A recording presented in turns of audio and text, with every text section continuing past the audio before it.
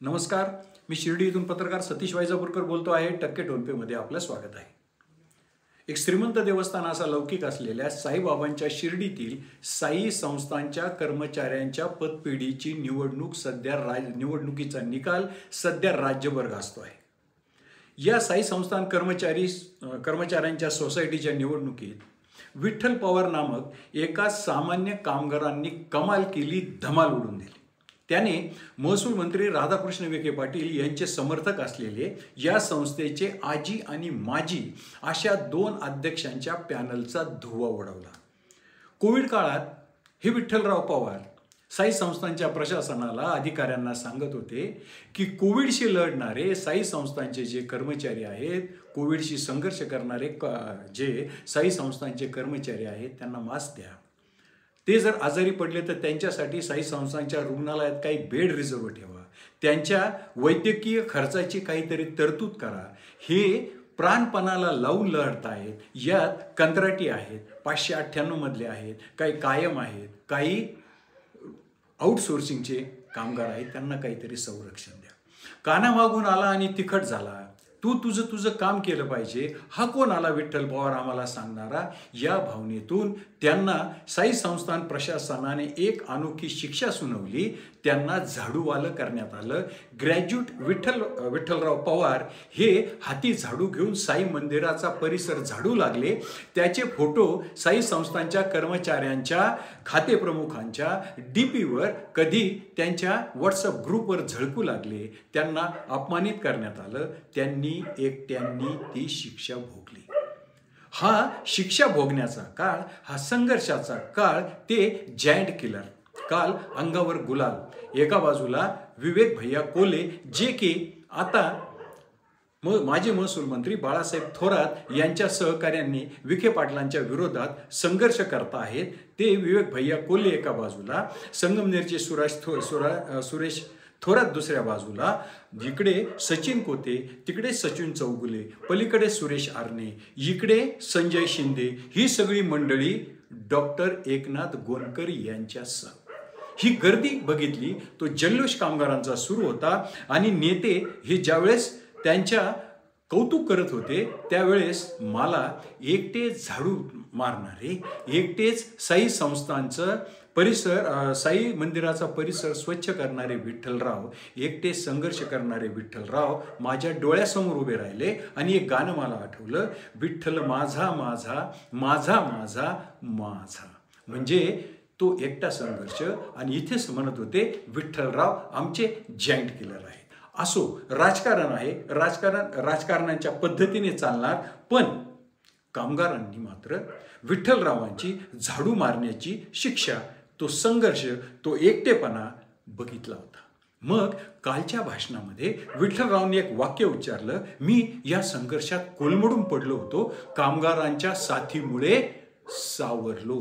कोलमडण्याची पाळी माणसावर येते, एकट्यावर संघर्ष करण्याची वेळ येते तेव्हा यशाला अनेक मित्र असतात. अपयश आणि संघर्ष हा पोरका असतो, तो स्वतःचा संघर्ष करावा लागतो. यश मिळतं, त्याला अनेक हक्कदार असतात.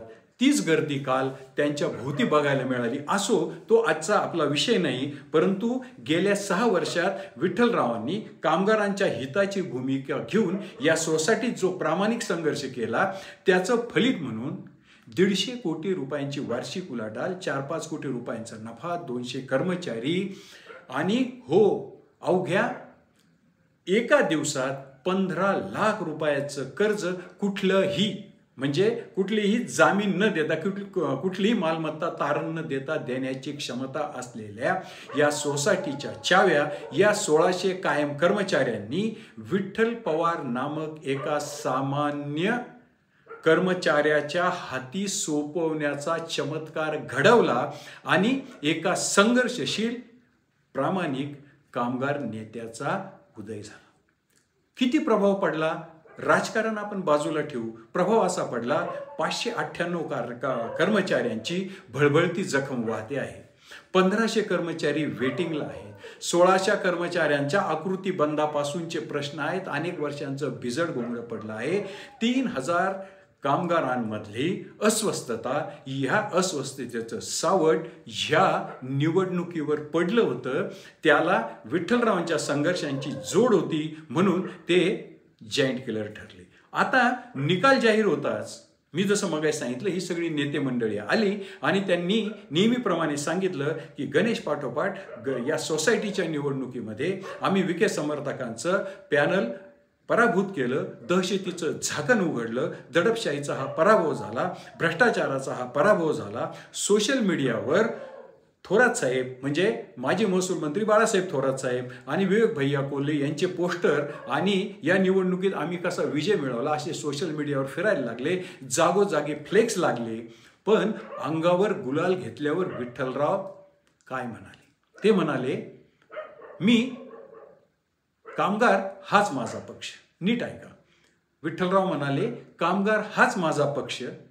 संस्था मोठी आहे, ही कामगारांची पतपिढी मोठी आहे, कामगारांची सोसायटी मोठी आहे, तिची आर्थिक उलाढाल मोठी आहे, कामगारांचेही प्रश्न आहेत. मग असे मी सांगितलं, कामगारांचे अनेक प्रश्न आहेत, मोठी अस्वस्थता आहे.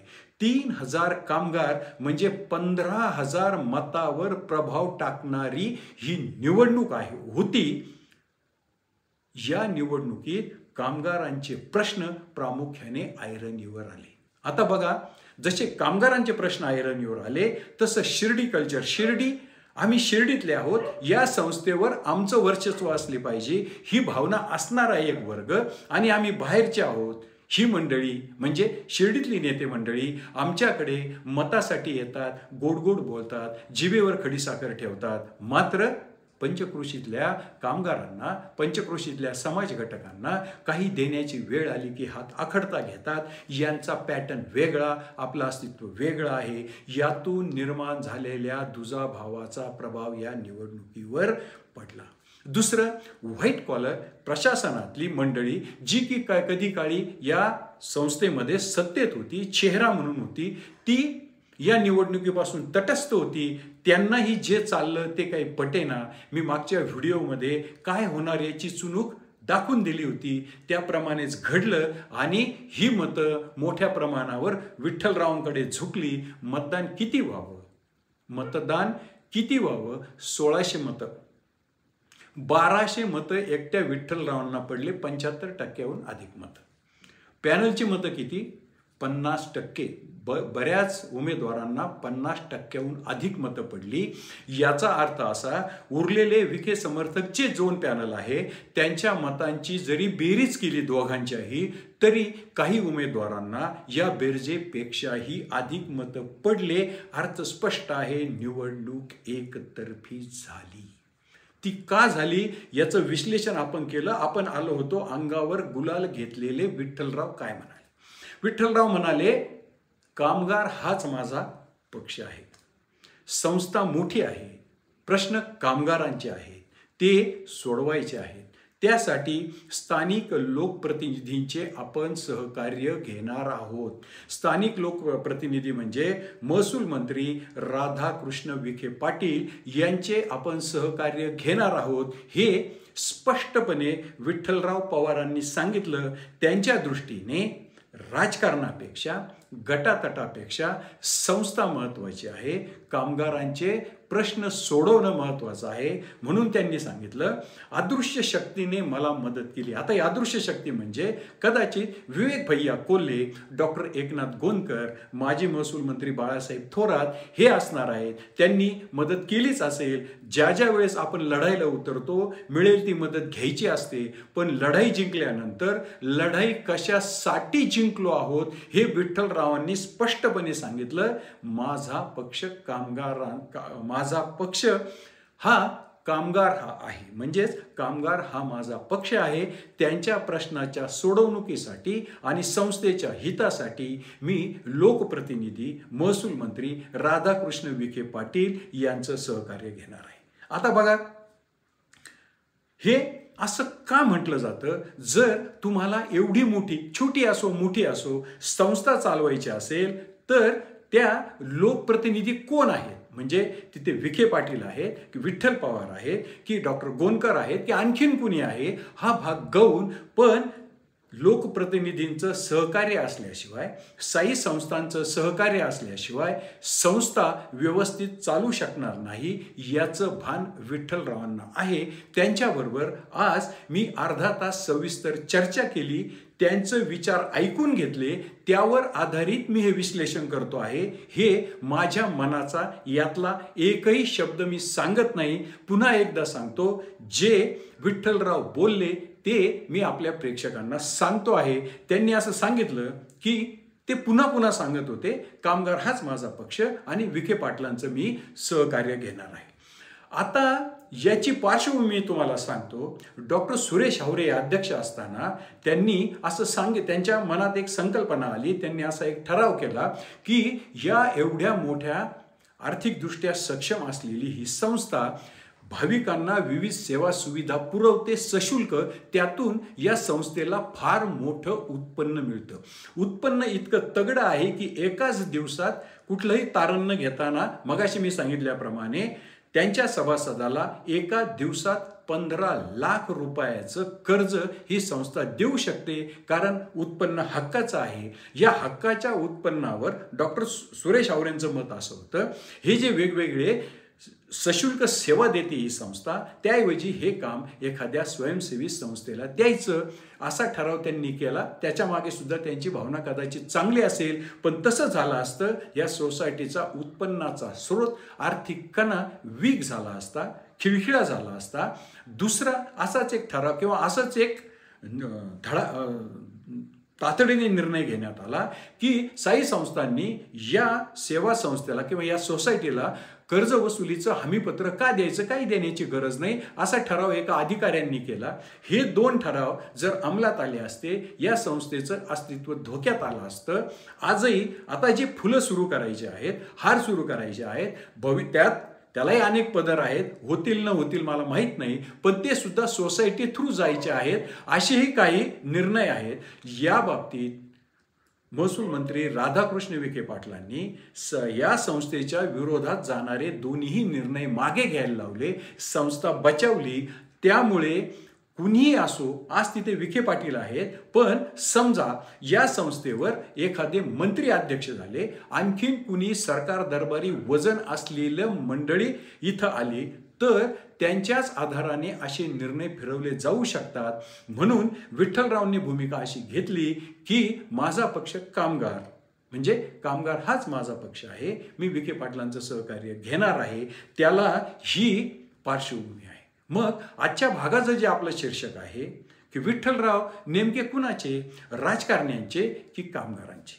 तर माझ्या मते आज जी मी त्यांच्याशी अर्धा ते पाऊण तास चर्चा केली, तर एक सामान्य माणूस, एक सामान्य कार्यकर्ता, एक लढाऊ कार्यकर्ता, ते इतक्या मोठ्या संस्थेत 2 मातब्बर आजी माजी अध्यक्षांच्या पॅनलला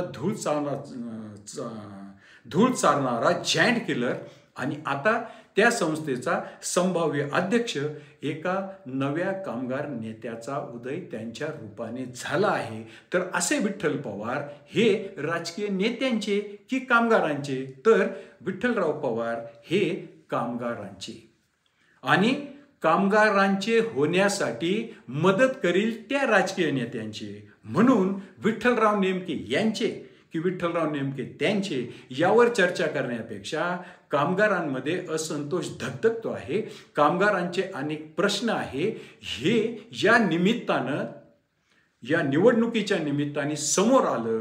आणि कुणाला तरी डावलून आणि सातत्याने कुणीतरी मिरवून, सातत्याने ठराविक लोकांना सत्तेच्या अवतीभोवती फिरून भाकरी जर फिरवली गेली नाही तर काय होतं, याचंही उत्तर या निवडणुकीत मिळालं. माझं कामगार हाच माझा पक्ष आहे आणि मी लोकप्रतिनिधींचं सहकार्य घेणार आहे, असे सांगणाऱ्या विठ्ठलरावांच्या यशाबद्दल त्यांच्याशी चर्चा करून त्यांच्याच भाषेत मी केलेलं विश्लेषण आपणास आवडलं असेल तर माझं टक्के टोनपे हे चॅनल सबस्क्राईब करा, लाईक करा, शेअर करा. जय हिंद, जय महाराष्ट्र.